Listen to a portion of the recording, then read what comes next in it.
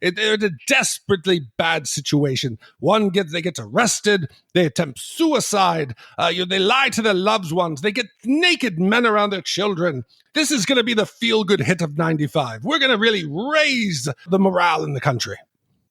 Well, if you want to root for somebody, they got to be underdogs. This is the Sheffield version, of underdogs. Remember when we first met John McClane? Argyle picked him up from the plane and took him down the Nakatomi Tower at the Christmas party. And the terrorists were overzealous, but it was sweet when they killed Ellis. And with a little help from Alan, John McClane kicked ass. Welcome back to Chat the Movies, the podcast where we answer the question, were the movies we loved when we were growing up really that good? Have you ever caught yourself thinking, why don't they make movies like they used to? Can you still remember spending your Friday night searching for the perfect movie rental at Blockbuster Video? Do you know what Blockbuster Video is? If you answered yes, then this is the podcast for you. I am one of your hosts, Gene Lyons, and alongside me are my co-host, Ash the Lunchbox Schlafly. Hi, y'all. And Big D, Dick Ebert. Good evening. And each week we take a look back into time and decide if our favorite films still hold up. The movies we cover are chosen by you, the listeners, who generously commission the films you love. If you'd like to see all the movies we have covered, will cover, or want to choose one for yourself, please visit shatthemovies.com and have a look. And at the end of each podcast, we'll provide you, the audience, with the number of wipes each movie would take to get off your respective butts. So thank you so much for listening. If you have not already, hit that subscribe button and share with a friend. It's how we help the podcast grow. Additionally, please subscribe to our sister podcast, Shat on TV, where we review TV series such as Westworld, Taboo, Game of Thrones, True Detective, Watchmen, and just wrapped up American Gods. You can find all that information and past episodes at shatontv.com. Finally, to hang out with us live all week long, follow and subscribe to our Twitch channel, shatthemovies.com/Twitch, where we play video games, host watch parties, and end each week with a Shappy Hour cocktail party Friday night at 9 Eastern. All that being said, Big D, what movie are we reviewing today? So, Gene, we always say how we're very proud of the audience that we've built throughout the United States. But I think one of the things I'm the most proud of is that we are international, that we've reached across borders. And one of the biggest audiences that we've managed to build is the United Kingdom. For some reason, we are very popular there. We are popular in Australia, Canada, Norway, Ireland. And then some of the countries where we're not so popular is like Congo, it's like Yemen, Grenada, we have a handful of listeners. Uzbekistan, we have some. So we go across the world. But we have never had a closer tie than we do to our previous colonial overlords. And one of them, Mike H. from London, decided to commission the 1997 British comedy, The Full Monty. Well, Mike wrote in and said, "Hello, Shat Crew. After listening since Game of Thrones and then working through the movie catalog and then joining y'all for Watchmen and Lovecraft, I felt it time to pony up and commission a film. Being an Englishman, it only felt right that my selection be a British film. Thinking back to the 90s, one film stood out for me as taking the country by storm, The Full Monty. I know it's big in the US too, but did a film about amateur strippers in the north of England capture the imaginations of the Shat Crew? Did Big D and his army buddies all get together and watch it in the barracks? Maybe reenact the final scene? Yeah. I've just rewatched the movie and I think it stands up pretty well. For a comedy, the film addresses some serious themes, all of which are relevant in 2020. Father and son relationships, the place of men in the modern world, male suicide, the single biggest killer of under 45s in the UK, body dysmorphia. I've done a little bit of research on the film myself, and Robert Carlyle is on record saying it was a tough and horrible shoot, and he thought the film was a load of fucking pish. Pish being Scottish for piss. He went on to say that the first cut almost made Fox send the film straight to video. The producer got rid of the director and editor, brought Nick Moore in, who edited together the film we know today. It went on to make $258 million from just a $3.5 million budget. Pretty good business. I know you guys like to watch with subtitles on, which I think might be beneficial for this one. Looking forward to hearing your thoughts and where this classic British comedy ends up sitting in the pantheon of Shat. Love all you do, Mike H. from London, England. And Mike, continuing the tradition of colonial rule, he is actually the founder of our Shat Fantasy Premier League. So he started the whole thing up, and I'm terrible at it. So thank you, Mike, for the humbling experience. But very, very active on Discord and a good friend of the pod. So Mike, in addition to being a commissioner and a friend, you're also my source of stress every weekend. Appreciate it. Well, The Full Monty is a 1997 British comedy starring Robert Carlyle, Mark Addy, Tom Wilkinson, Paul Barber, and Hugo Spear. The film is set in Sheffield, England during the 1980s and tells the story of 6 unemployed men who decide to form a male strip-tease act to make some money. The Full Monty was a major critical success upon release and international commercial success. It was the highest grossing film in the UK until it was outsold by Titanic. It won the Bafta Award for Best Film and was nominated for Academy Awards for Best Picture, Best Director, Best Original Screenplay, and Best Original Musical or Comedy Score, winning the last. The British Film Institute ranked The Full Monty the 25th best British film of the 20th century, and it was later adapted into the 2000 musical, The Full Monty, and the 2013 play, The Full Monty. So Big D, Ash, we always ask the question, what are your memories of this film? Ash, we'll start with you. What do you remember about The Full Monty? So I went through this period in the 90s where I consumed everything British that I could find in terms of film. Trainspotting is one of my favorite films of all time. It's a movie I could watch anytime, despite it being pretty dark. I love Snatch. I love Lock, Stock, and Two Smoking Barrels. It's an absolute classic. And so I do remember in the 90s seeing this and really liking it a lot. But upon rewatch this time, I actually remembered pretty little of the actual plot other than the fact that they were strippers. So it was interesting to go back and revisit. You know, during Empire Records, Big D accused us of trying to be so different that we tried to just be different in the same exact way. I feel really seen right now, Ash, because also me, massive Anglophile in the 90s, I was wild about what movies? Lock, Stock, and Two Smoking Barrels, Snatch, Trainspotting, anything remotely associated with late 90s Britpop. Yeah. Oddly enough, though, Mike, I never saw The Full Monty, and I also haven't seen Magic Mike, so maybe it's just some latent like fear of seeing men take their clothes off. I should probably check that out next. Yeah, I had never seen the full movie. I'd seen pieces of it. But as the movie went on, I knew I hadn't seen it because up until the very last moment, I was not sure how it was going to end. I did not know. I was on pins and needles anticipating the big reveal. So that was how I knew this was the first time I'd seen it in its full glory. Yes, and that is why The Full Monty should be cataloged in the video store under suspense/thriller, because no one knew how this was going to end, Big D. Real shocker. I didn't. All right, well, let's get to the trailer. We're finished, Dave. Extincto. Yesterday's news. Shut it. Some of us are trying to get a job. Hey, and it says no smoking. You forget, Gerald, you're not our foreman anymore. You're just like the rest of us. Scrap. If you were out of work Get a job. If you want joint custody, then you have to pay your share. and out of luck, Now what? Shut up, I'm thinking. you'd do anything You call them Chippendales, man? to turn your life around. How many lasses were there, though? Thousands. It's worth a thought, though, isn't it? But these men I don't see why not, Gerald. Because you're fat and he's thin, and you're both ugly. have come up with a plan No, not doing it. Come on, Dave, don't stop now. that's going to get them a lot of exposure. A laughing stock. Totally. We can either forget it or do it and just maybe get rich. This is crazy. They may not have the talent for it, Dancers have coordination, fitness, and grace. the bodies for it, The less I eat, the fatter I get. So stuff yourself and get thin. or the stomach for it. I think I'm gonna be sick. But when you've got nothing to lose, This lot go all the way. You lot. you've got nothing to hide. That would be worth a look. We've sold 200 tickets. No one said anything to me about the full Monty. Are you in or are you out? So this is your great money-making enterprise, is it, Gary? Strippers? You? Fox Searchlight Pictures presents I mean, I couldn't, could I? Why not? the most revealing comedy of the year.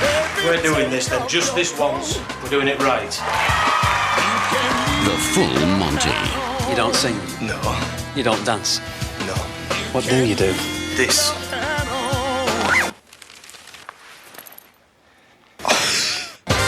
You can leave your hand on. Former steelworkers Gary Gaz Schofield and Dave Horsfall have resorted to stealing scrap metal from the abandoned mills to sell in order to make some cash.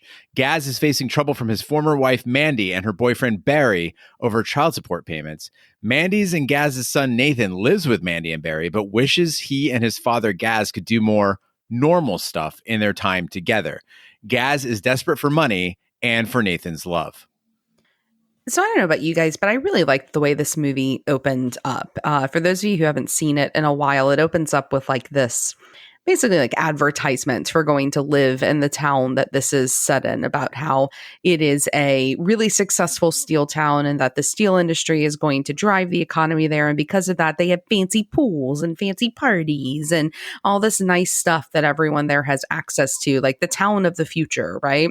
And then immediately it cuts from that to the reality of what was the 1990s for a lot of these towns that industry used to drive. And so you see the poverty, you see the dilapidated buildings, you see the unemployment lines. And I know that this is a British film, but here in the US, we have very similar cities that are built around failed industries. I mean, things like Detroit come to mind, or parts of Appalachia come to mind. And I think that that makes this a really timeless and unfortunately really relatable story, especially as we sit here exactly 1 year ago that the pandemic started and so many people began to lose their jobs, and that you know the situation that these guys are finding themselves in. Yeah, I think that the plot is universal. It's a story that could be told almost anywhere in the industrialized world about the fall of, in the US, it could be coal. But I just keep thinking in these movies, like, why do people stay in these towns that are dying? I understand there's a loyalty to it. You grew up there. You almost want to, the people who live like in the Rust Belt in the US, they're very territorial. They're very loyal and proud of the place that they grew up. But when you see no future in a place and you're young, why do people stay?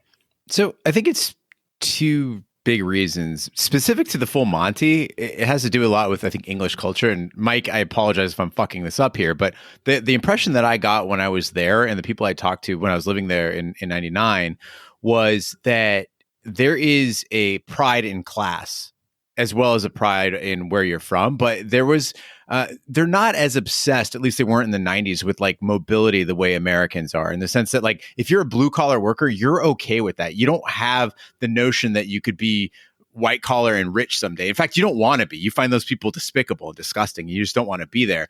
But globally speaking, Big D, this is a really interesting thing that's been happening for a couple decades now, which is mobility to go after a career has diminished greatly, in the sense that people are unwilling to leave where they are in order to go find work elsewhere. So think about like the gold rush or the auto boom in America. People be like, where are the jobs? They're in California. Fuck it. Pack up the wagon. Yeah. We're going. And now people don't want to do that, which is kind of ironic because we have the internet and we have like air travel and all the ways that you could connect more easily. You think people would be more mobile, but especially now, Ash, as you mentioned, the pandemic, people are like, fuck it, I'm moving back to my hometown where it's cheap, and I'm just going to stay here. I don't have to go somewhere for my job. Well, in my research, one thing that I found that was really surprising is that I was sitting there trying to figure out, okay, like this is an okay movie, like it's fine, but why was it such a massive hit, right? Like why? And one of the reasons people think that this was so popular, especially in the UK, was because this came out pretty soon after Princess Diana died and the British public were all in a collective state of mourning. And so a lot of the belief is that the audiences in England were looking for something that would make them feel better, that would make them feel happy again following Diana's death. And that's why it was so popular. And they don't believe that if it had come out at another time, that maybe it would have been the box office success it was. So, you know, in part, her not being around anymore is maybe why this movie wasn't just kind of forgotten about. So, Gene, I'm starting to think you're right. I'm not understanding our brothers across the pond. Make people laugh, you say? Raise the national spirit, you say? I'm picturing we're going into a pitch meeting. I'm going to be like, okay, we're going to raise the British spirits. We're going to have Northern England. The industrial economy is in ruin.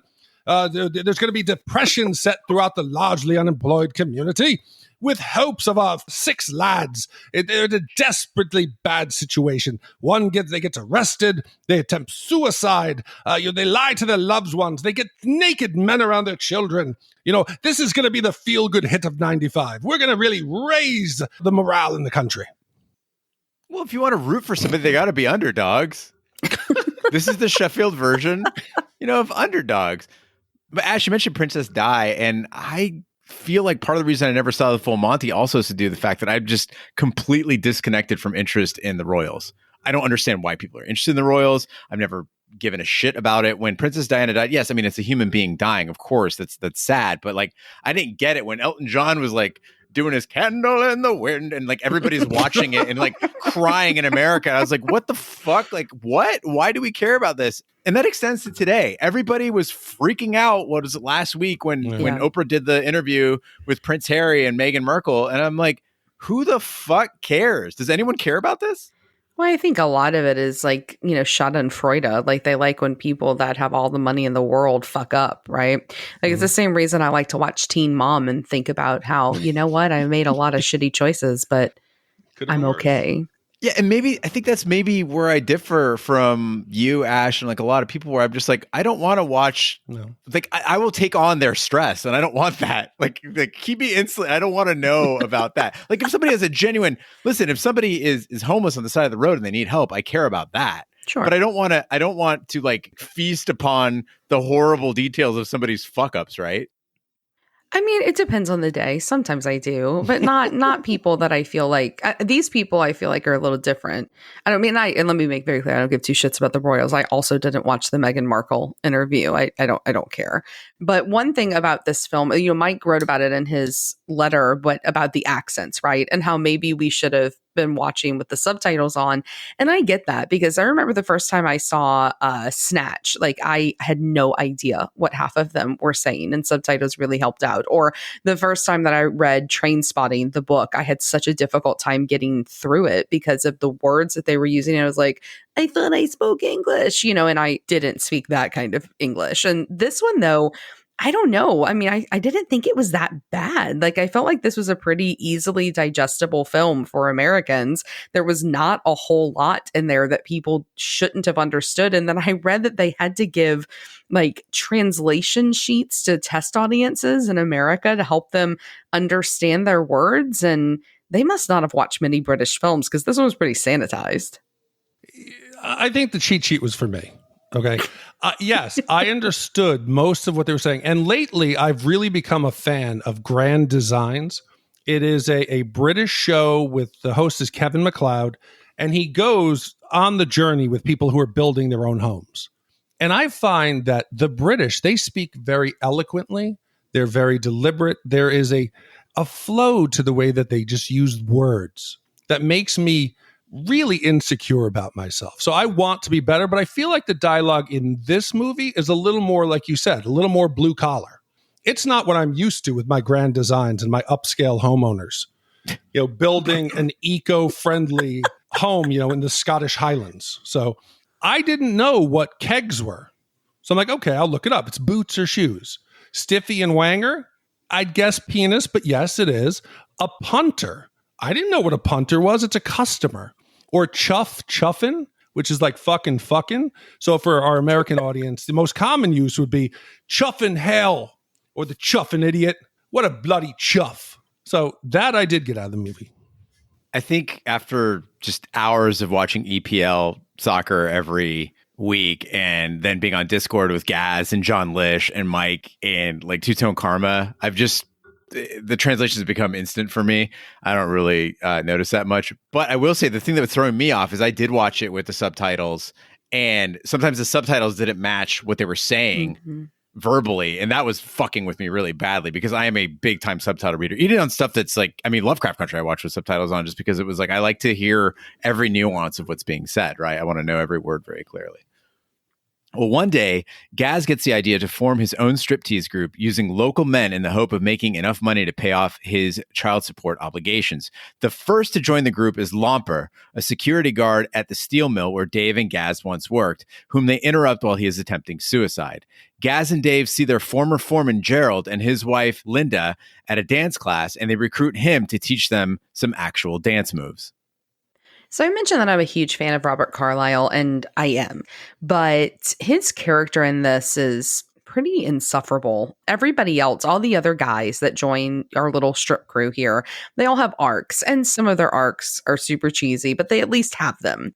And Gaz really doesn't. He doesn't grow at all throughout this movie. He's exactly the same. He's super selfish at the start, and his development is totally arrested, and he's really immature and really irresponsible. And at the end, he's exactly the same. And I was surprised because I did not remember from this movie how unlikable Gaz's character is. In this, I couldn't tell, are we supposed to feel bad for Gaz? I pulled for the son, Nathan. Gaz is cooking Chinese food on an exposed engine block in like an abandoned like industrial complex. He forces his son to come steal scrap with him. He uses his savings from the bank to rent a bar. He's an ex-con father. The mother's portrayed as a villain. I think she's far from that. And in this movie, she's the hero trying to protect her kid. Yeah, I agree with both of you that Gaz is just so unlikable. And I was so excited because Robert Carlyle, like I loved him as Begbie in Train Spotting and just was looking forward to that kind of charm, just that ruthless wild man, sort of tough guy thing. And here, I think that in making himself vulnerable and kind of that, I think they were shooting for lovable loser. I think they just got the loser part down. Right. Well, even like the idea to create the stripper group, like that should be charming in and of itself. And it's not because of the way that he's just kind of, I mean, he's not even sleazy. He's just kind of just there, right? Like he's just, you want him to go do something. You want him to get his shit together. That's what I was thinking the whole movie is just get your shit together, take care of your kid, like take care of your responsibilities. But let's talk about male strippers because this movie is obviously a movie about a group of guys trying to become male strippers. And we get our little Chippendale scene, and that's where they get the idea to become the strippers. And now I get why men want to go to a strip club and see girls dance because they take their tops off and boobs are nice to look at. I get it. But male strippers in those little G strings with their junk all, looking like a weird smushed banana, it is just not something that I enjoy looking at. I mean, their pecs are hot, I guess. But I did see Magic Mike. I was dragged to that movie and actually thought it was a fantastic movie. It's a much better film than this one. But other than Channing Tatum, I don't get why anybody would pay to see a dude take off his clothes. And Channing Tatum, he can dance. He can move. When he's doing like the worm on stage or whatever, and he's kind of like doing the rolling worm. his hips, whatever he's doing, where he's humping the ground, right? He's almost like in the dog, I'm going to pee position, like on all four. But instead of lifting his leg up, he kind of just does this little pumping motion. I found myself thinking, boy, I bet this guy can fuck. Look at the way he moves his body. That's what the women are thinking. It's not so much the oiled up body. It's the way he moves and he's like an animal. So women are like, oh shit, this got to be great if he was on top of me. And that gets them all hot and bothered. But have either of you seen like stripper porn? Yeah. I don't know if it's real. So I'm going to explain it to those who haven't seen. Now, I'm not talking what is about stripper porn. Well, I'm going to explain it here, Ash. So you might go to YouPorn tonight and whatever and just watch them and tell me what you think. Okay. So it seems to be, it's like a large arena. There's usually about 300-400 women, and they're watching a guy strip, and he strips completely nude. It looks like it's somewhere in Eastern Europe. And as he's going around, he's stripping. He does the normal like chair dance, but then randomly groups of women will like coax their friend into just like grabbing his balls or, tugging him a little bit, or some girls will start to blow him. And it becomes like a big peer like pressure issue where some of the women be like, come on, do it. And she does it and they all giggle and laugh. And it seems really, really real. So I don't know if this is real. So the category of porn you're talking about is CFNM. It's clothed female, nude male porn. And the biggest brand out there is called Dancing Bear. And Big D, do you want to have your dreams crushed right now? Yeah, I might as well. All right. So my friend Kristen got her start. She's a videographer. And when she first got started, she had her degree in film. She had all of her gear and stuff. She was having a hard time. She was doing like weddings and odd stuff like that, but she was just getting tired of doing that, like shooting weddings. And so she had an opportunity to move to Prague and be a professional videographer. And she worked for Dancing Bear. It's all staged. What? Everybody is a paid actor or actress. They rent out a place and they'll do a whole day of shoots, like 12 hours. And so what they'll do is those videos are all shot in the same venue, and they'll just cycle through about 500 people that come through, and they shoot it all. And they'll do that for that's like their year's worth of content, and then they'll put that out. So unfortunately, Big D, I agree with you. I thought it was real too. And she's like, no. They have off camera. There's also like people like icing the dude's balls. They've got and there's like a whole application process. But it's not real. But I think it's, as far as porn goes, it's pretty fun. But I have questions. Okay. So The extras in the room watching the dude strip, and jerking him off and stuff, like those are just rando people that they bring in? No, they're all paid. Oh. Yeah, they're paid, but like what made it believable So they're to me porn was stars. They're no, actors. the audience. That's what made me believe it could be real. The audience ran the gamut: old, young, ugly, skinny, fat. It looked like a cross section of the Prague population. So that was why I thought it was real. So obviously they just go out and get porn extras. They sit at the tables and then they stage the women who are actually in the industry. And that's what I liked about it. There was this forbidden nature, like it really was something that was happening. I think it takes you back to your days on the cast of Class of Nukem High. You're that lady just clapping and awkwardly watching the blowjob, Yes, exactly. What I don't get is why is the guy in a bear suit? Bear suit? Wait, he's in a bear suit? In Dancing Bear, he's dressed up like a furry. He's got a bear suit on. Oh, and like his dick's just out? And then but then he just ends up with just the bear head on to I guess mask his identity. But no, Big D, there are other ones where the guy's just fully nude. Like he doesn't have a bear suit on. But the biggest brand, guys, if you're looking for like the ultimate in the CFNM experience, Dancing Bear is where it's at. Well, one character, so we talked about Gaz and how gross Gaz is, but one character that I was really surprised, because I remember hating him when I watched him when I was younger, was Gerald.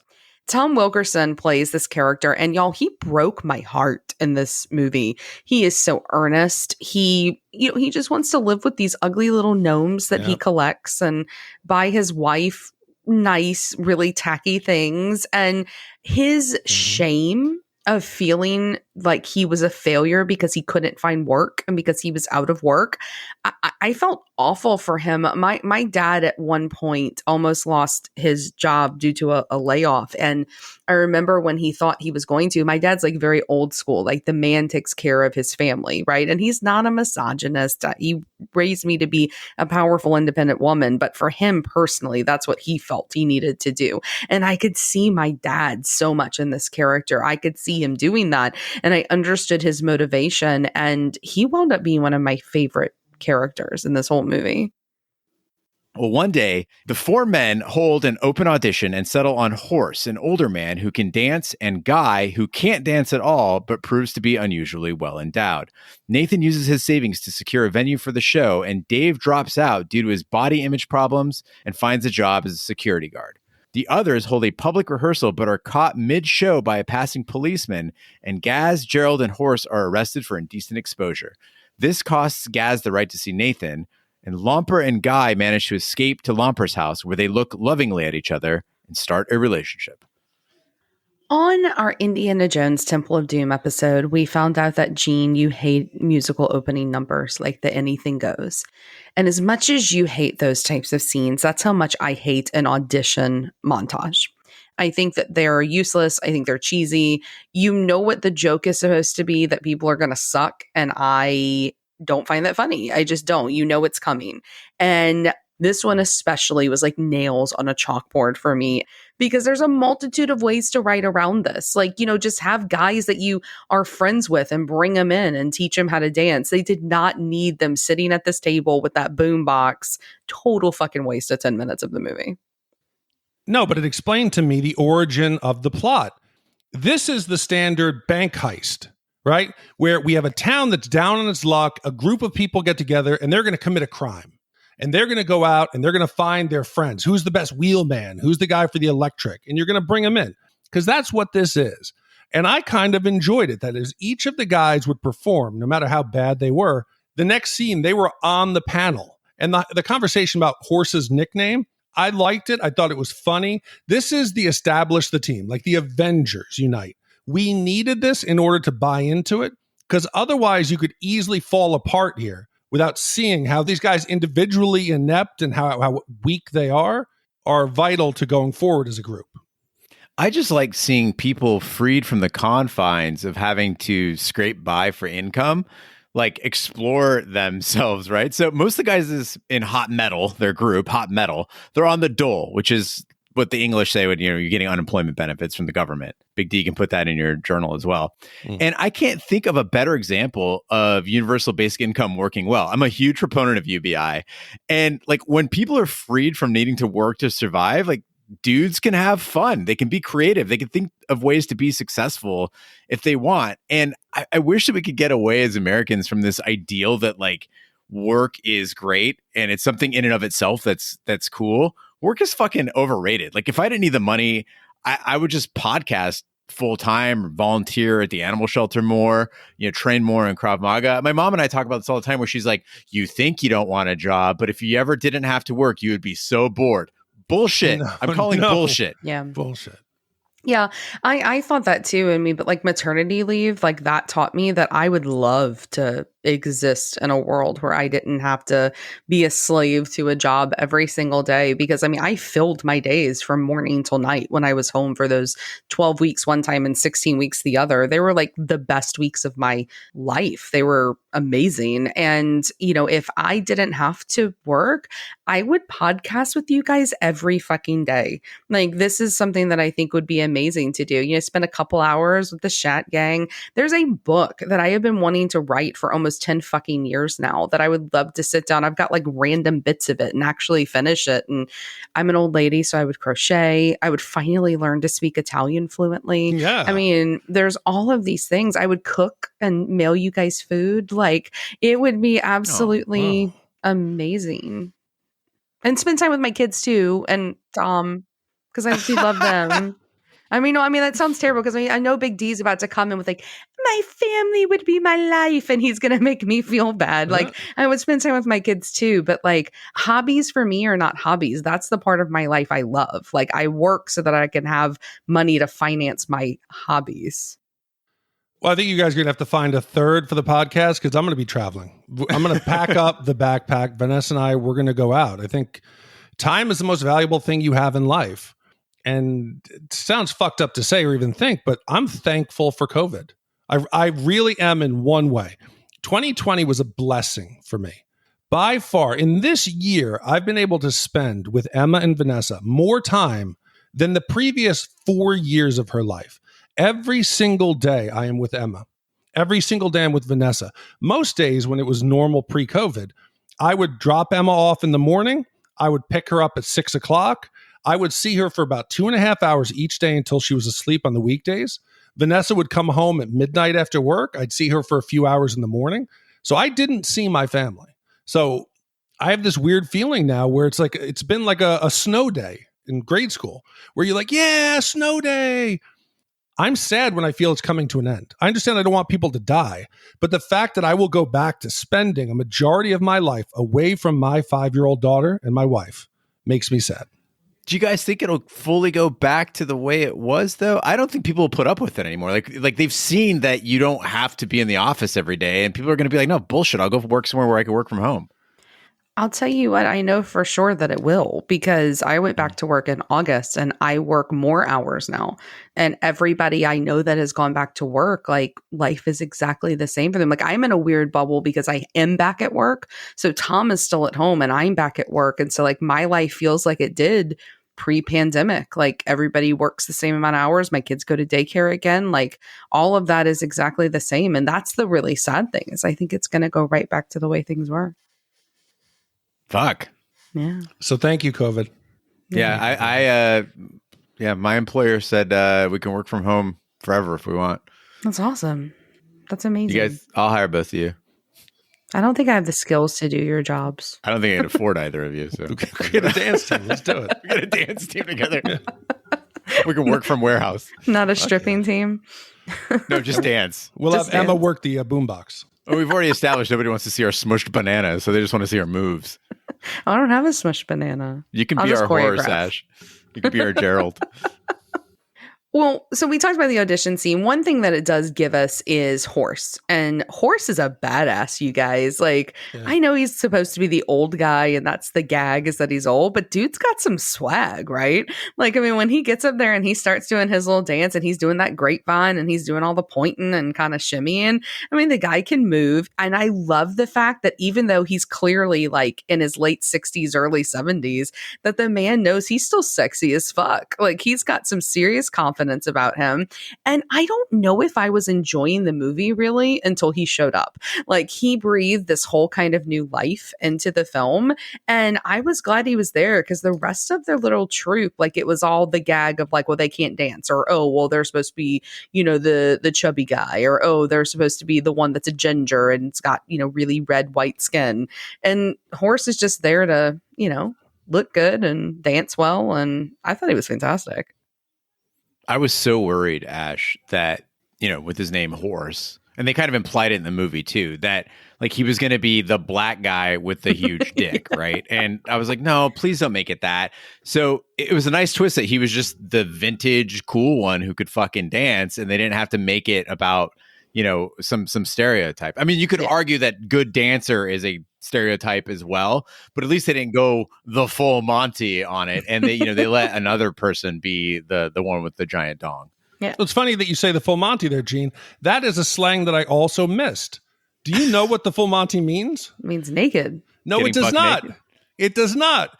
This is the definition. The full Monty is a British slang phrase of uncertain origin. It means everything which is necessary, appropriate, and possible. Or in other words, the works. So the full Monty is giving it the works. I'm still saying if I go to like a hot dog stand, I'm not going to be like, yes, I'd like a banger, and could you please go the full Monty for me? Well, No. that's after this movie. I think, though, you might have said that before. Well, the Yeah, you whole might have point done of the movie is the fact that they know what that means, the full Monty. But one funny thing is that American audiences didn't know what this meant, and they didn't get the slang. And so when they got like the little comment cards back after the test audiences, people by and large, like in huge percentages, were like, yeah, no, it was a fine movie, but who the fuck was supposed to be Monty? Isn't also fanny, like, is that a British slang for vagina? Yes. Mm-hmm. So when they hear about Americans and their fanny packs, they're thinking like this is a vagina pack. Well, it does go over your vagina. Oh, The way you that's- wear gotta sling it on the side if you want to be cool.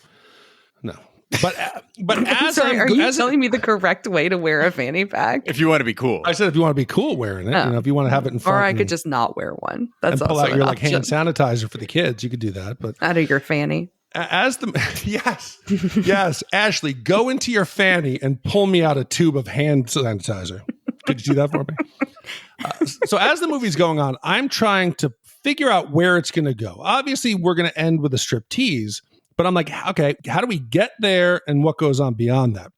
And we get the bonding montage. They're playing soccer in the park. They're doing some working out, and they're starting to build a camaraderie. And I'm like, oh, this is where we're going to go.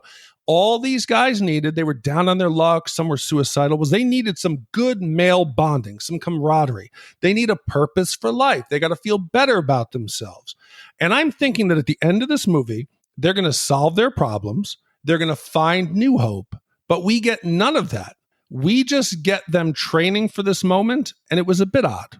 I think we got some of that. So we haven't had a movie with an all-time great comedy scene in a while. Like, we've had some movies that were okay funny, but I'm talking like those scenes like Jim Carrey in the diner in Dumb and Dumber, you know, with the mustard and the ketchup, or Will Ferrell trapped in his glass case of emotion. But in the Full Monty, we do get one of those moments. I think it's that hot stuff scene where they're in line for unemployment, and there's just this little shared joke between the hot metal crew. They're not going overboard. They're not being crazy, but they're just kind of shuffling together. They're kind of moving together. And I found myself smiling and enjoying, Big D, as you said, that camaraderie. And I think that we're seeing that it is improving their lives to a degree. I agree. It was fun. I like that they had some normal or regular people waiting in line mixed into the middle who were like, what's going on? But I kept finding myself thinking, if these guys dedicated the amount of time that they have to dancing, to finding gainful employment or a direction in life, they might have found that at the same time. Bro, we were talking last podcast about who's the man. You're the man. You're talking like the man now. Damn the man. Who cares Damn Big about D. who cares about money That's true. when you got choreographed dances in the unemployment line? I agree. I'm starting to change my way of thinking. Another thing I want to applaud about this movie, guys, is the Full Monty took the step of featuring two characters who are gay or at least curious without making them fit some sort of gay stereotype. As a podcast that does 80s and 90s movies, we are used to when there is a gay character, they are gay. Like, they're way out there gay, and that's the joke. That's the whole joke. Or even if it's sympathetic to the gay character, they still got to make them over the top, flamboyant homosexual. I didn't see this attraction coming between Lomper and Guy. Like, I did not see it at all. And it made me instantly root for them. And they come in the window, they see each other, they're in their little, G-strings. And when they did connect, you're like, oh shit, that does make sense. Actually, like, this doesn't feel forced, but at the same time, they weren't telegraphing it from a fucking mile away. Yeah, I mean, that whole sequence is actually probably one of the best sequences in the movie, from when the cops come in and they see them dancing. And then, there's a comedy of them, having to run through town and steal the sheets, and they've got the sheets wrapped around them. And I smiled. I thought it was really perfect. And I thought the kiss was really sweet. And they're a little precious couple. I mean, I agree. I forget that this movie was made in 97, because it isn't just this scene.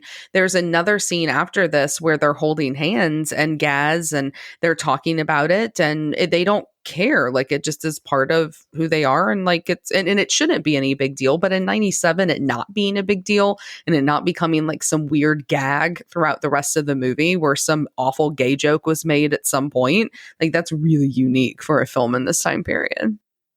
I'm totally surprised and pleased that in the audition scene, when we see that Guy has a giant cock, that the camera didn't pan to Lopper like, sweating. Or even just a moment like Philip of biting Seymour his Hoffman. lip. Yes, we didn't see any of that. So that made it work. But after we get Lopper and Guy, they climb into their window, they stare at each other. We know what's going on. And Lopper says, I want you to meet my mom, to Guy. The very next scene is basically the funeral, is getting ready for the funeral. Lopper's mom has died. Did they imply, we know this movie was heavily edited. Is there a part of the movie that she died because she found out he was gay, that she walked in? I felt there was something implied in that. It is a strange coincidence that I hadn't considered. And Big D, I think you see this movie as darker than it is. What nightmares is this unleashing from you? Like, yeah, I didn't get that at all. And I hope. Hey, I'm in love. Yeah, you got to meet my mom. My mom is dead. Well, I mean, I thought that it was like a really funny line for him, because he probably hasn't had a relationship before. So it's like, I thought it was like a funny gag of like, okay, well, I kissed you, so now I want you to meet my mom. Like, I thought that was the joke, that he doesn't have a lot of experience. But so I break it up with a wrong. dance montage. Break it up with a training session. Break it up with him going to see Nathan at school. Do anything, but don't put that scene right before his mother dies. The funeral scene was weird. I guess it was supposed to show us that like they're all friends now, right? That it matters enough that you would go to his mother's funeral, and it gives them access to like the fact that he's a horn player, or where they get the band and all that. But yeah, I gotta agree. Maybe they could have just left this whole part out. The timing was weird, really weird. Well, Gerald is thrown out by Linda after bailiffs arrive at their house and sees their belongings. Soon, the group discovers that the act and their arrest has made them famous.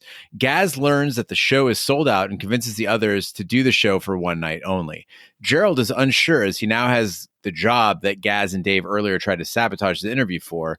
And initially, Dave still refuses, but he regains his confidence after encouragement from his wife, Jean. Nathan arrives with Dave, having secretly come along, and tells Gaz that Mandy is there, but she would not let Barry go with her. So we got a lot of English names that are shortened in this movie, and some of them I just was not familiar with. I mean, Big D, you talk about the lingo you weren't familiar with. What the fuck is with English shortcuts for names? They don't make sense to me. Gaz is short for Gareth? I thought his name was Gary half the time. Chuck, I think Gary's short for Gareth too. So obviously Dick short for Richard. Chuck is short for Charles. But then it gets really fucking weird. Like, do you guys know what Babs is short for? No. Rebecca? I think it's Barbara. Oh. No, Barbara Streisand. That's bad. Here's where it gets really weird. Ted, I always thought was short for Theodore. Yeah. But it's also short for Edward. Where? I don't know about this. Dottie. Dorothy? Yes. Nellie. Nathan. Shelley. No, that's just rhymes. That was terrible. I panicked. How about Bess? Bethany. Elizabeth. Shut the fuck up. Okay, but here's the one that pisses me off the most is Harry. Because Harry is just short for Henry. And that's not short at all. It's still the same amount of syllables. Yeah, like I get Hank. Henry, Hank. Okay, cool. But Harry, Henry. And it's always, Ash, I mean, I'm sure this, I don't know if this vexed you, but like back when I was in school and studying Shakespeare, Yeah. And they would refer to Henry as Harry. And I'd be like, well, what the fuck? It's not any shorter. I don't know. Bothered me. But you know what bothered me, Gene? Dave. We don't get any clarity in his character. At least I didn't. Does he have erectile dysfunction? Is there a subplot that they hint at it, right? That he can't perform. Gerald says, oh, I get aroused by nature shows. Oh, that couldn't happen to me. But then we're also mixed in with that he's having body issues and he's not feeling confident. If he's having erectile problems, one, obviously, why don't you discuss it? Or two, he could have gone down and pleasured his wife. Why all of a sudden does he just like storm off? He makes it seem like he's quasi not interested. Why didn't he take care of her? All right, I get a couple things here. So one is when a woman wants to get fucked, if you can't fuck, they don't give a shit if you're going to go down on them. Ash, can you vouch for this? I can. I mean, I've had this problem with someone before, and I completely agree. Like, I mean, it's fine. Like, I think it's all nice and all if you want to, go down on somebody, but sometimes that's not what you want. Would you have been okay if he got a sex toy? We see Horse buys a penis pump. If he went and got a toy to fuck you with, would you be okay? No, because I could do that myself. And it's just, I don't know. Like, there's just, you don't ever like, I mean, is that just a woman thing? Like, where like, it's like, fine, like you can give me head, but like, I want to fuck, right? Like, it feels different. I would take head any day. I'm fine with it. Which must be a guy thing. That's fantastic. Yeah. It's fantastic. That's a guy thing because you don't have to do any effort. But like, I don't know. Like, I feel yes, I will vouch for you, Gene. There are times when, a guy going down on you is not what you want and it's not enough. Yes. Ladies, by the way, there's this thing that, no, I don't want to get into it. All right. But Big D, you were annoyed by Dave. I thought that Dave's story, it bordered on incredibly corny because, it wasn't perfectly executed, but it really illustrated something beautiful about marriage. And guys, listen, I'm the unmarried one here, so I might be naive here, but my impression of it here is that when you find that person, right, that's who's right for you, it's like incredibly freeing, right? Because no matter what anybody else thinks of you, whether they think you're fat or incompetent or annoying or not funny or you dress weird or whatever, if you've got one person, you say, okay, that person matters the most to me, and they find good in you and think you're beautiful, then the rest of the world can fuck off, right? Is that how it works? Like, basically, you're like, listen, if everybody at work thinks I'm a dipshit and my podcast co-hosts, can't stand me, and like I look at myself in the mirror and I think I look weird, but my partner still finds me beautiful, charming, intelligent, funny, then it's okay. Please say yes. So the number one reason people get divorced is finances. It's money. That's the number one reason people get divorced. The number two reason is because they're not attracted to each other anymore. And so I don't know if that necessarily holds up. I think it's really hard when you marry somebody, especially when like you're young, because like that person remembers what you looked like at your best. Like they fucked you when you looked your best, like when you still had energy, all of those things, right? And so I think that that's really hard that they always have that picture in the back of their mind. And for some people, it works really well because I think they see that no matter what you look like now, like that's the image they keep of you, and like that they hold that true. And then that's when it gets really sweet. Like, I think that's what you're seeing here with Dave and his wife, is that his wife sees him at his best at all times, no matter what he physically looks like in front of her. In her mind, he'll always be at his best. But I don't necessarily know if that's true for most married couples or for a lot of married couples. And like pregnancy is where that gets really complicated, because like when you're pregnant, you're totally out of your body and like you look terrible when you're pregnant. Like you do not look good at all.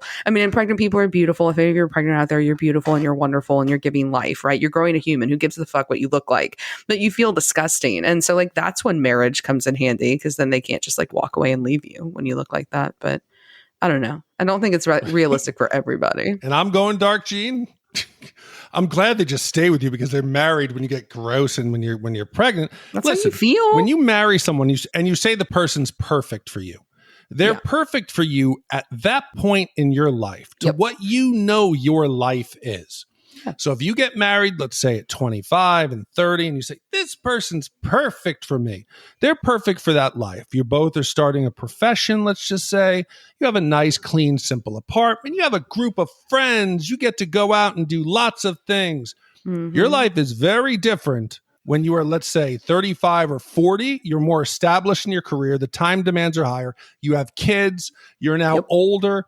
So sometimes people realize, hey, that party girl or party guy life, I enjoyed it younger.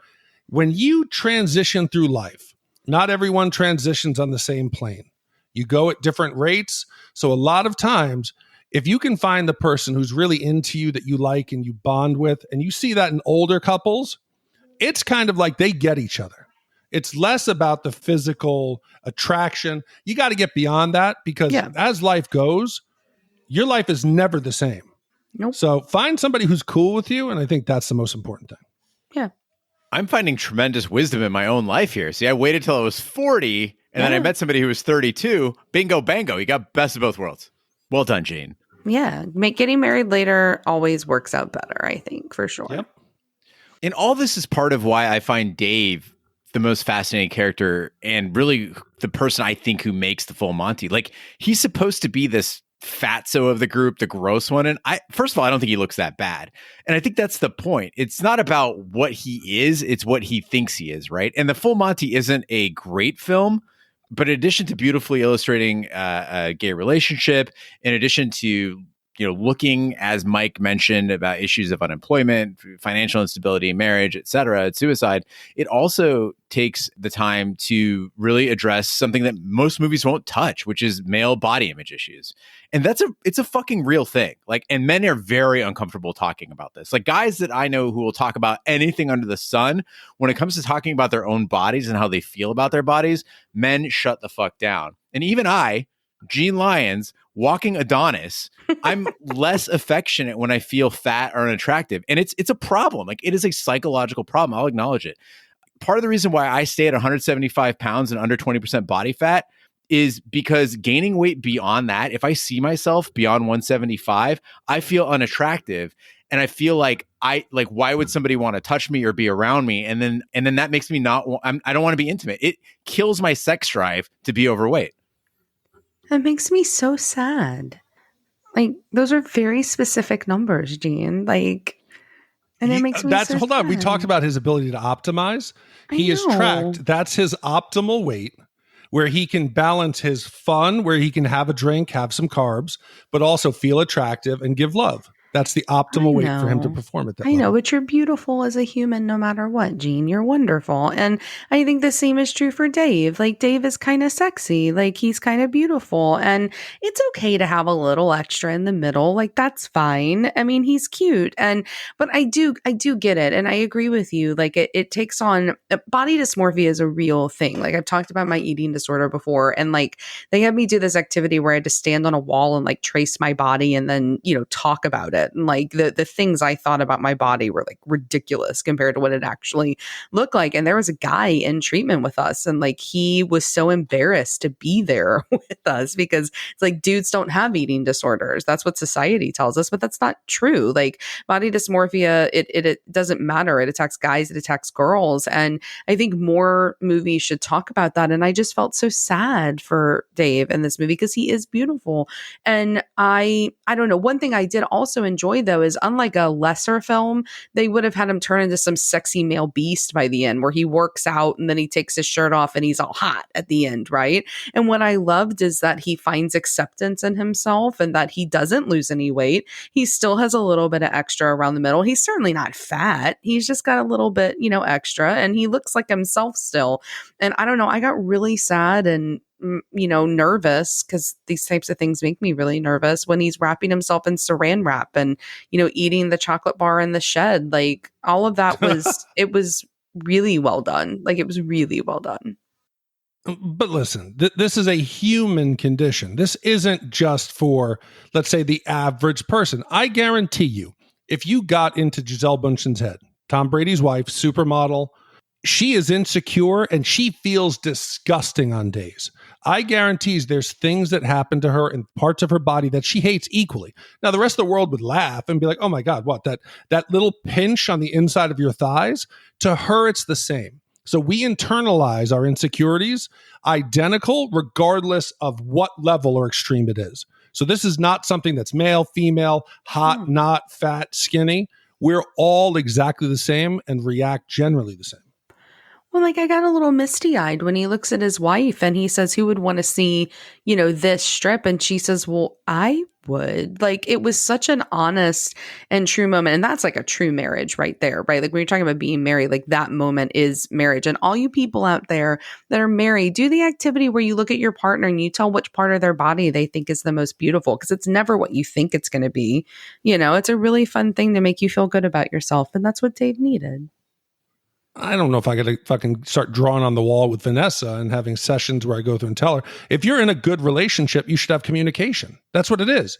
You shouldn't need to sit down and be like, I'm going to tell you what I think is beautiful about you. You should do it on every moment of the day that you can. Compliment your kids. Tell everybody how you feel about them. Tell everybody you love them. Tell what's beautiful about people around you. That should be something you do every day to enhance your life and enhance your relationship with people. Mm-hmm. Also, I'd like to point out that Sarah knows exactly what part of her I like the most. Her fanny? Gaz refuses to do the act because it requires full nudity and there are men in the audience. The other 5 are starting the act when Nathan orders his father to go out on stage. Gaz, proud of his son, joins the others and performs in front of the audience and Mandy, who seems to see him in a new light. The film finishes with the group performing on stage in front of an enthusiastic packed house, stripping to Tom Jones's version of "You Can Leave Your Hat On," their hats being the final item removed, with astounding success. So we've talked about what works in this movie, that there are these really nice moments in the film that make it an okay film. But y'all, it's a movie called The Full Monty, and we've got to talk about that because it's a bit of a letdown at the end because they don't show the full Monty. And I remember when we recorded Boogie Nights, I complained that they showed us Dirk Diggler's dick. That the whole movie, it's this gag that we're not seeing it. And I was like, okay, they should have, just left it a mystery. But now I understand why they did, because it would have driven us absolutely crazy for all of time. Because here, like a little bit of dick would have made this movie, I feel like, worth watching and naming The Full Monty. It is a huge tease. And apparently these guys really went the full Monty for about 400 extras in the room. Like they really went naked for them. So if they can do it for them, I feel like we deserve to get it too. And we get butts, and Robert Carlyle's got a cute little butt and Guy's got a cute little butt, and that's all well and good. But I mean, come on. Like, how do you not go the full Monty in a movie called The Full Monty? Because if it had been a girl movie, you would have seen tits. You would have seen things. Why didn't we get to see it here? Well, I didn't investigate this, and I should have. If you notice the final freeze frame on the right, there is a conveniently placed light. It looks like a stage light, but it's placed almost as if one of the actors had some droopage. Like maybe we saw a little penis, a little shaft, something. So I didn't investigate that, but you're 100% correct. And on our other shows, we talk about Chekhov's gun, which is the dramatic principle that if you're going to introduce a gun in the first act, in the final act, you got to use it or don't put it in there. You can't name the movie The Full Monty, and then you don't go the full Monty. What the hell is the point? And I'm not saying I even needed close up on the dick. Just give from a distance, from behind the audience, some dick at afar. And I would have been okay. But other than that slow motion freeze frame, looking like Rocky climbing the stairs in Philadelphia, I was disappointed.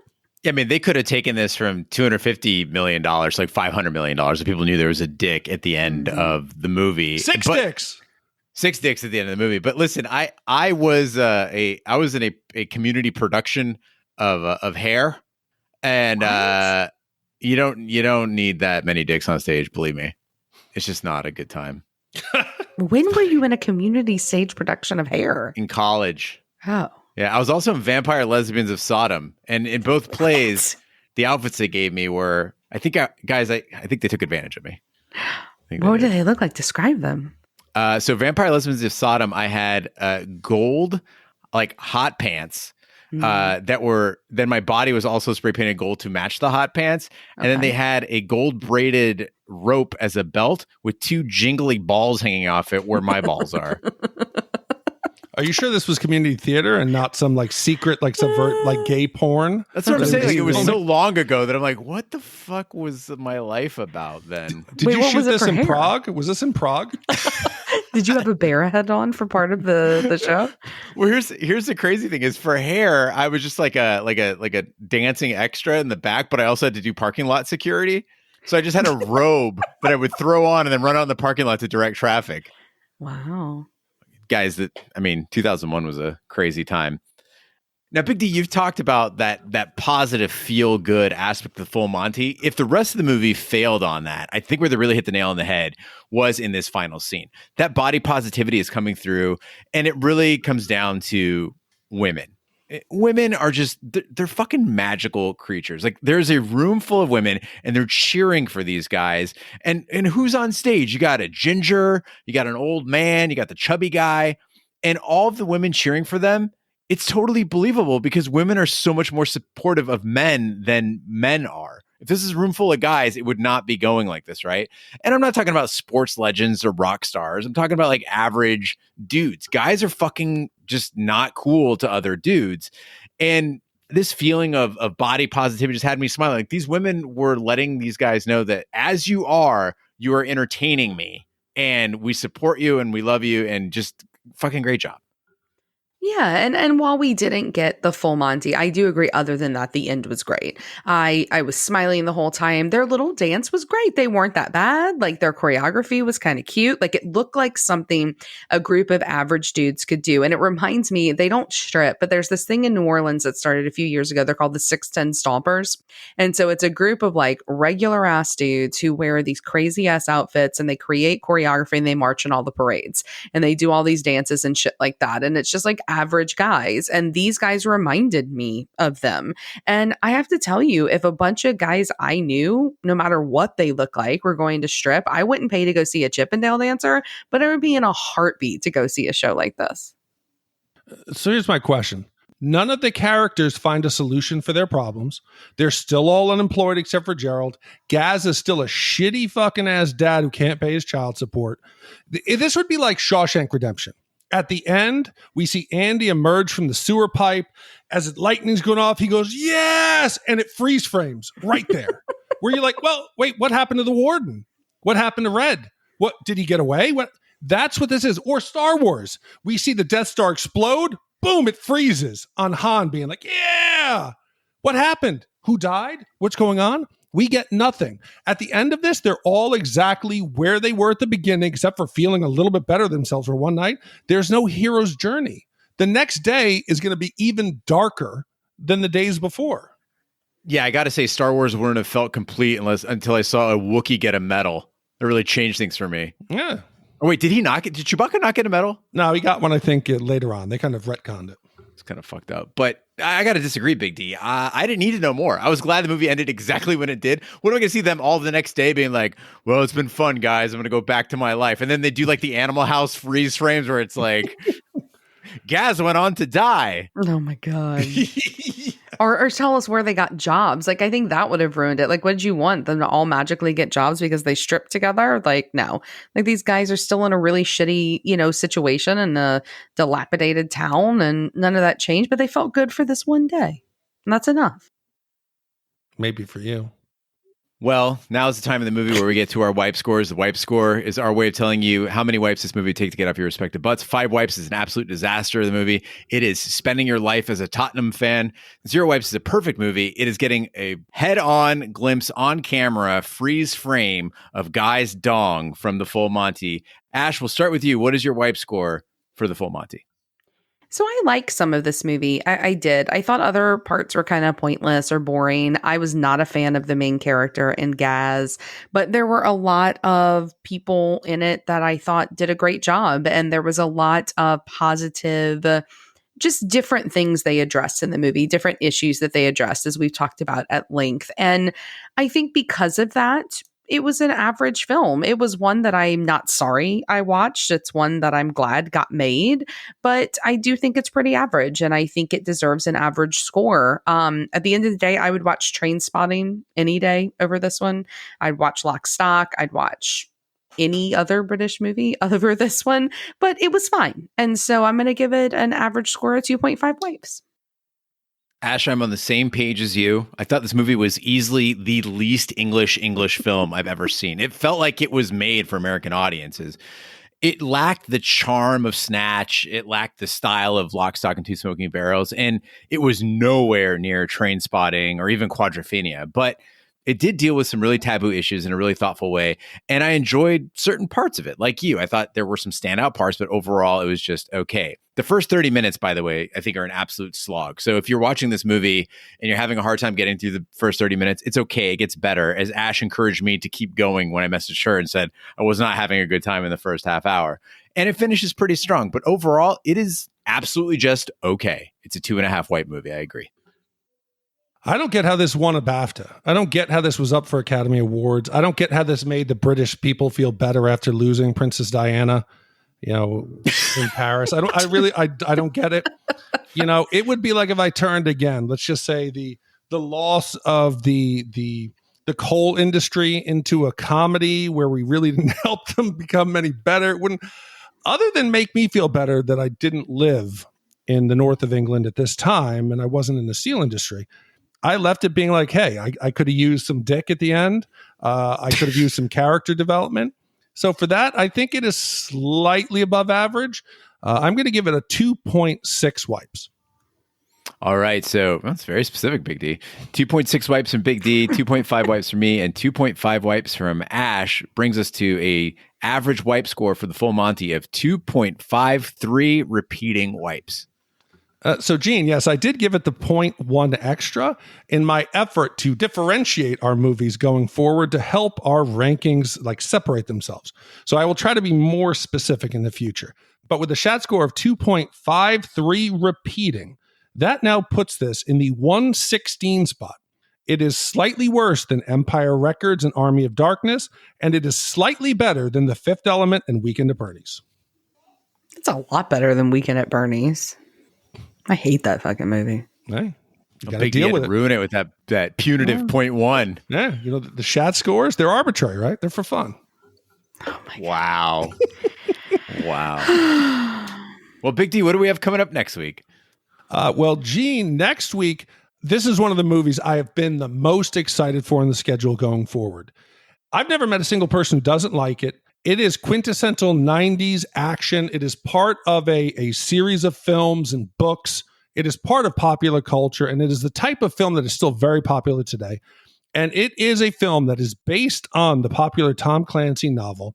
This suspenseful movie tracks Soviet submarine captain Marco Ramis, and as he abandons his orders and heads for the east coast of the United States. Equipped with an innovative stealth technology, Ramis' submarine, the Red October, is virtually invisible. However, when an American sub briefly detects the Russian presence, CIA agent Jack Ryan sets out to determine Ramis' motivations, fearing he is about to launch an attack on the U.S. This was commissioned by Sean V.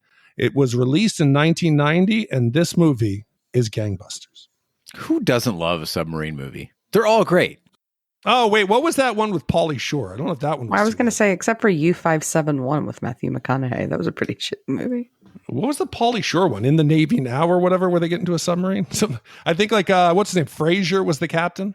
Yeah, I don't know if I was really thinking of Pauly Shore when I was thinking of submarine movies.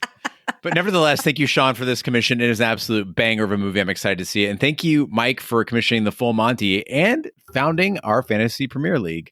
That concludes this week's episode of Shat the Movies. Be sure to follow us on social media and share with a friend. We're on Facebook, Twitter, Snapchat, and Instagram at Shat the Movies. You can email us, host@shatthemovies.com, or give us a call. We haven't had a voicemail in a while, 914-719-SHAT. You also can check out our sister podcast, Shat on TV, where we review TV series such as Lovecraft Country, Westworld, True Detective, Taboo, American Gods, Game of Thrones, and Watchmen. Find all that information on our website, shatontv.com. You can support this podcast by shopping our Amazon affiliate link, completing a free anonymous survey to help attract advertisers, buying our merch, or by commissioning your own movie. Find all that information by visiting our website at shatthemovies.com, wherever fine podcasts can be found, including iTunes, Google Play, Stitcher, and YouTube. Be sure to subscribe, and if you stop by iTunes, please leave a 5-star review that helps the podcast grow. On behalf of my co-hosts, Big D, Dick Ebert, and Ash Lafley, I'm Gene Lyons. Be sure to join us next week for the following movie. The most brilliant commander in the Soviet Navy. Ramey has trained most of their officer corps. He's nearly a legend in the submarine community. The most deadly submarine ever built. This thing could park a couple of 100 warheads off Washington. Nobody'd know a thing about it until it was all over. And once more, we play our dangerous game with our old adversaries, the American Navy. His plan is a mystery. A man with your responsibilities reading about the end of the world. Apparently, he has suffered a kind of nervous breakdown in which he announced his intention to fire his missiles on the United States. You want us to help you hunt him down, kill him? Open the outer doors, firing point procedures. We sail into history. I'm gonna blow him right to Mars. Ramius might be trying to defect. You're just an analyst. What can you possibly know what goes on in his mind? I'll give you 3 days to prove your theory correct. I am not field personnel. I am only an analyst. You're perfect. I'm expendable. He's defecting. You willing to bet your life on that? From the best-selling novel by Tom Clancy. From the director of Die Hard. Give this man a chance. My orders are specific. Battle stations. Sean Connery, Alec Baldwin, James Earl Jones, Scott Glenn, Sam Neill. The Hunt for Red October.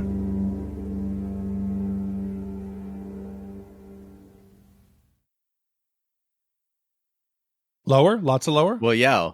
Hello. So you know when they do check 1, 2, 3, like it shows. Check and 1, stuff? 2, 3. The check is 1, 2, 3. loud. Check And the 1, 2, 3 1, is 2, quiet. Okay. That's Check 1, 2, 3. Check 1, 2, 3. Not higher, louder. I am. Not like check check. 1, 2, 3. He check said, 1, 2, 3. 1, 2, 3. 1, 2, Check 3. 1, 2, 3. No, yeah, loud on the check, and then the 1, Like 2, 3 check. is normal 1, talking. 2, 3. So your check is a yell, Yes. and your check 1, 2, 3 is normal 1, 2, talking. 3. Okay. Check 1, 2, 3. Sounds good. All right, ready? Yes, we are recording. Right. Welcome back to Shat the Movies, the podcast where we answer the question, were the movies we loved when we were growing up really that good?